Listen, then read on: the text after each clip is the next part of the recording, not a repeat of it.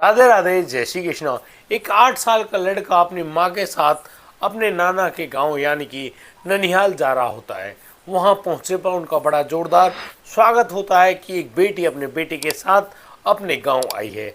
जैसे ही वो माँ अपने 8 साल के बच्चे से कहती है कि जाओ अपनी नानी के पैर छू लो, तो वह 8 साल का लड़का मना कर देता है।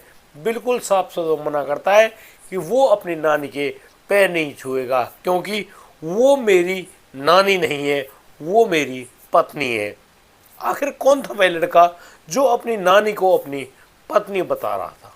इतनी बात सुनते ही वो माँ जिसका वो बच्चा था उसको झिड़क देती है और फिर वह लड़का अपनी माँ से कहता है कि देखो, तुम तो मेरी प्यारी बेटी रंजना हो। अब इन बातों को जैसे वहाँ पर जो कोई भी है सुनता है, दंग रह जाता है, बड़ा ही परेशान होता है। आखिर ये लड़का ऐसी बातें क्यों कर रहा है?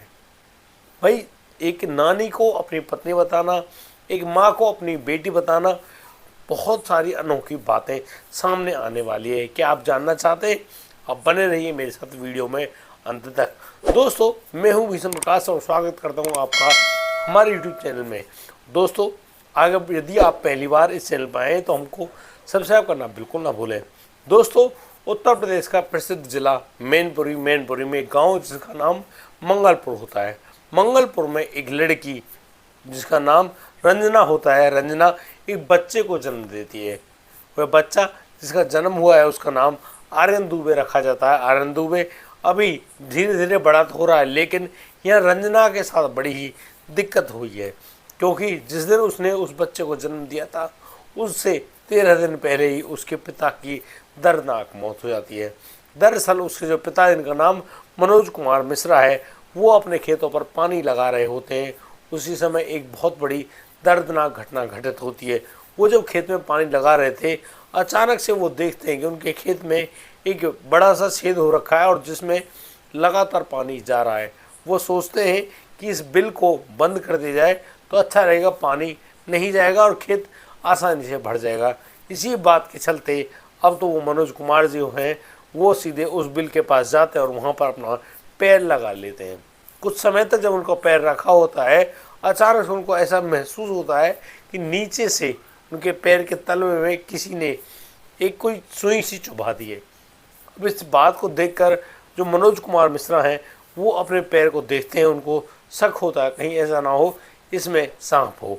वो सिर्फ इतना ही सोच रहे थे, इतने में ही उस बिल के अंदर से एक कोबरा सांप बाहर निकलता है, जिसे देखकर मनोज कुमार मिश्रा काफ़ी घबरा जाते हैं। वो इतनी बात तो ठीक थी, वो अपनी जान बचाने के लिए वहाँ से खेतों पे से अपने गांव की तरफ भाग पड़ते हैं। अभी वो रास्ते से ही लौट कर आ रहे थे कि अचानक वो नीचे गिर जाते हैं और उनकी जान चली जाती है। जब तक उसका परिवार उसके पास आता तब तक उसके अंदर कुछ भी नहीं बचा था। अब ये सारी बातें उस परिवार को ही मालूम थी, लेकिन आर्यन को कुछ नहीं पता था। और जब आर्यन मात्र 4 साल का था, जब ये रंजना अपने बेटे आर्यन को लेकर आती है अपने गांव में, तो जब अपनी माँ के बारे में कहती है कि बेटा अपनी नानी के पैर छू लो, वह लड़का आर्यन मना कर देता है कि वो उसकी नानी नहीं है, उसकी अपनी पत्नी है और उसका नाम नीरज मिश्रा है। अब इन बातों को सुनकर सभी लोग हैरान रह जाते हैं, यार ये बेटा ऐसी बातें कैसे कर रहा है। खुद वो नानी भी हैरान है, अरे लाला क्या बात है, तू ऐसे क्यों बात कर रहा है? तो नहीं नहीं नहीं, ऐसा नहीं है, मैं मनोज कुमार मिश्रा हूँ। अब इतनी बात सुनते ही वो जो उसकी माँ है रंजना, अपने बच्चे को डांट देती है, कहती है कि बेटा तू इस तरह की बात मत कर, कौन ऐसे नहीं कहते हैं, तुझे बताया वो तेरे नाना है। अब तो वो जो लड़का है आनंद दुबे अपनी माँ से ही कहने लगता है कि रंजना बेटी अपने बाप को भूल गई, अरे मैं तेरा बाप हूँ, तेरा पिता मनोज कुमार मिश्रा, तुम ऐसे ही मुझे डांट नहीं सकती। मैंने तुम पर बहुत प्यार किया है, मैंने तुम्हारी बहुत सारी बातें झेली है। अब इतनी बात सुनते ही रंजना भी हैरान। अब इन सारी बात जब वहाँ पर हो रही हैं, अचानक से वहाँ पर जो मनोज कुमार मिश्रा का जो बड़ा बेटा था, जिसका नाम अजय मिश्रा था, अजय वहीं पर आता है। वो कहता है कि आर्यन बेटा, अब जैसे ही अजय ने ये बात कही है आर्यन से, आर्यन बिल्कुल एक टकटकी लगाकर अपने बेटे की तरफ देखता है और मुस्कुराता है और कहता है कि बेटा तुम हो अजय। अरे तुम तो बड़े सयाने हो गए, लेकिन मुझे एक बात यहाँ की पसंद नहीं आई कि तुमने सारा गेट वगैरह सब कुछ बदल दिया। अरे उस समय की बात जब मैं इसे 12,000 रुपये में बनवा कर लाया था। अब इतनी बातों को सुनकर सभी लोग हैरान हो गए, परेशान से हो गए कि भाई आखिर यह कहानी कोई पुनर्जन्म की है या फिर ये लड़का ऐसी बेकार की बातें कर रहा है।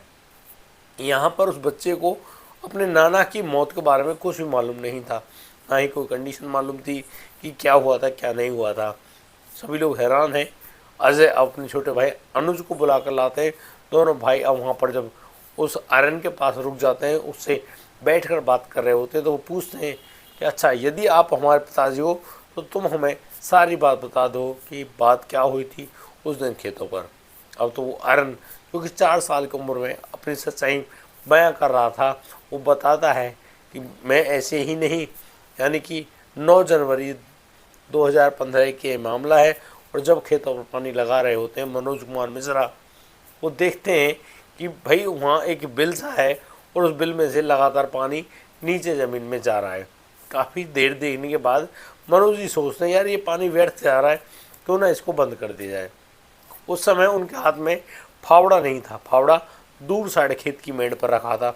वो सोचते यार मैं इसे पैर से रोक देता हूँ, थोड़ी सी मिट्टी ली पैर की तरफ से और उस बिल में तरफ करके अपना पैर की जो एड़ी को रख देते हैं। यहाँ पर आर्यन सारी बातें बताता है।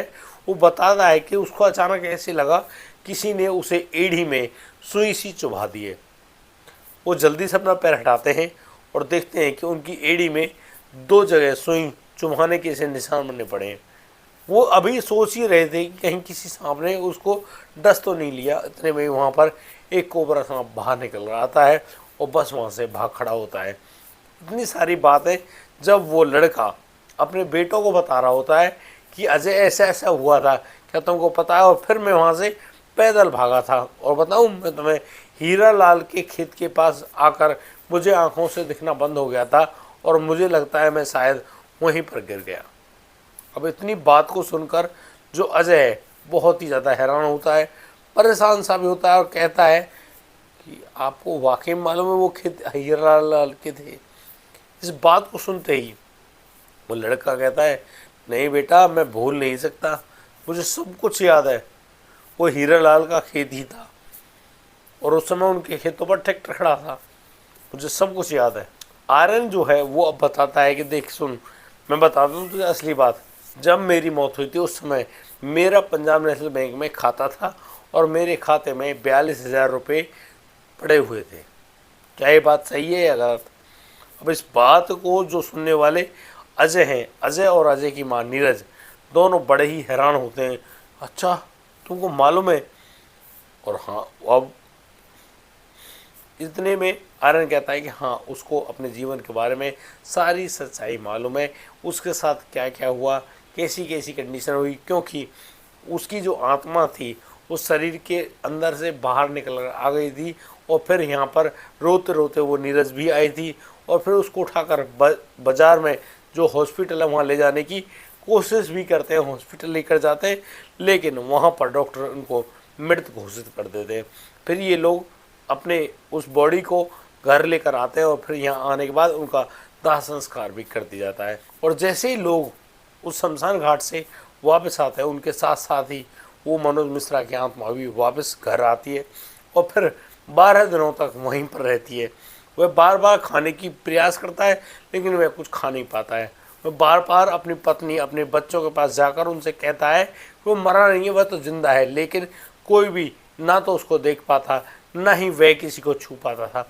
वह बार बार उनको पकड़ के लाने की पूरी कोशिश करता, लेकिन कोई भी ना तो उसे हिल पाता ना ही उसकी बात सुन पाता। इस तरह से वो बहुत ज़्यादा परेशान होता और वो बताता है कि इन्होंने हवन कराया था, उस समय मैं इनके घर से बाहर निकल गया था और रास्ते में खड़ा था, अचानक से बहुत तेज़ आंधी सी आई और उस आंधी में उसका जो आत्मा है वो उड़ जाती है और यह उड़कर सीधी मंगलपुर गांव में पहुंच जाती है।